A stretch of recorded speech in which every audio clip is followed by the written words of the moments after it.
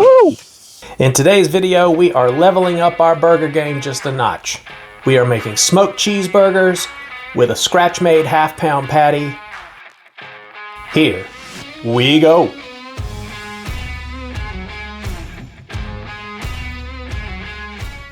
So what we've got here, 5 pounds of chuck roast that I went ahead and chunked up, and just over 2 pounds of brisket trim. This is the brisket trim from my brisket video that came out a few weeks ago. If you haven't seen it, give it a look. I cooked a brisket during tornadoes. It was loads of fun.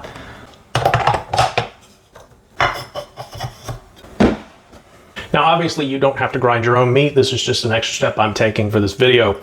If you want, go to the store, buy yourself some ground meat, make your half-pound patties, and start from there. The idea for this burger, it came from a restaurant located in Austin, Texas, called Leroy and Lewis. I was lucky enough to take a barbecue class there earlier this year. I had this burger. It was amazing. Since I don't live near Austin, the best thing I can hope for is to create it on my own. If you are grinding your own meat, you want to make sure you keep all of your grinder parts frozen, put them in the freezer overnight, let them get nice and cold. Also, you want your meat to not be frozen, but to be around the 28 to 30 degree range. So it's not completely frozen, but it is kind of rigid and hard.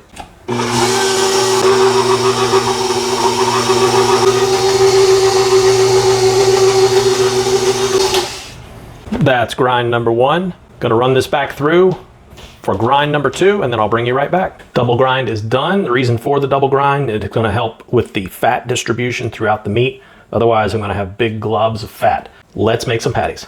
Gonna weigh out an 8-ounce ball. 8 ounces exactly. A big old meatball. Let's put it in the burger press. I've had this burger press for about a decade. I think it's a Weber product. It is super handy if you can still find them. This side you can make 1/4 pound patties, and this side you can make half-pound patties. Little paper going down. Ball of meat. Another piece of parchment. And mash it down.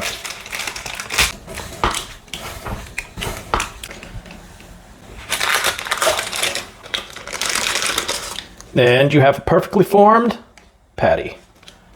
Grinding is complete. I got 4 half-pound patties, and then I made 17 1/4-pound burgers, which I'm going to freeze and back seal for later use. These are freshly pressed, so you're going to want to let them hang out in the refrigerator overnight to kind of get used to their new shape. And that way there's less likelihood of them falling apart on you when you put them on the smoker or the grill. For our dry rub, gonna go 2 parts black pepper. This is 16 mesh black pepper. 1 part kosher salt. This is Diamond Crystal. If you're using Morton's, you might want to go a little lighter on it. It can be saltier. And 1/4 part garlic powder. Give it a mix up. Let's season some burgers. It's the next day. Patties have had time to set up. I'm gonna go ahead and form the edges up a little bit. Now it's time to season. Gonna take our dry rub and dunk the patty right in it, kind of press it in. Do it gently, you don't want your burger falling apart. Flip it over, same thing. Whatever sticks is what's meant to be there. Kind of roll the edges in it. There you go. If you're worried about this being too salty, don't worry. That's why we did the 2 parts black pepper to the 1 part salt. So I'm gonna season up the other burger, and then we will head out to the cooker.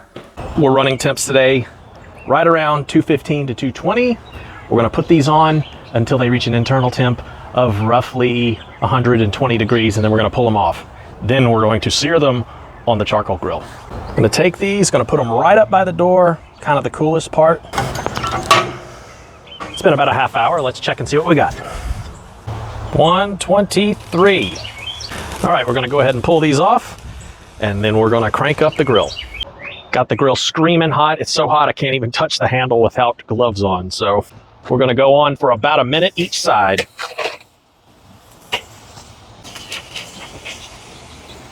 Gonna turn it over. I don't want to ruin anything. Set it back down. Time to pull them off. Woohoo! That is a hot grill. Gonna take some American singles, put those on. Got some pepper jack, gonna lay that on. And we're gonna go back on the grill just to melt the cheese. All right.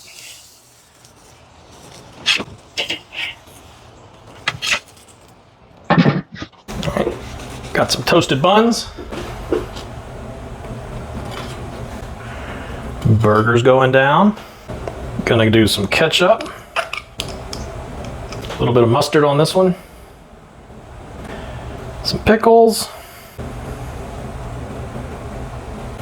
And we're gonna top it off.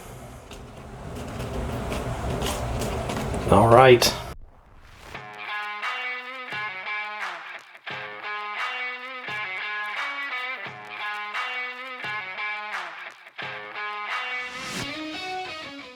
All right, let's get a cross section.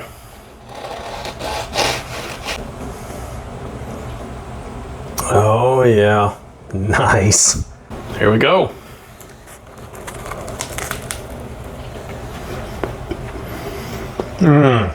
Oh man, this burger. There's just something about it. You get that smokiness, and then you get the sear on the outside of it.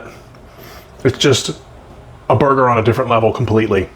One tip I will give you, if you're grinding your own meat, you're taking it to 120, 125 on the smoker, and then you're searing it.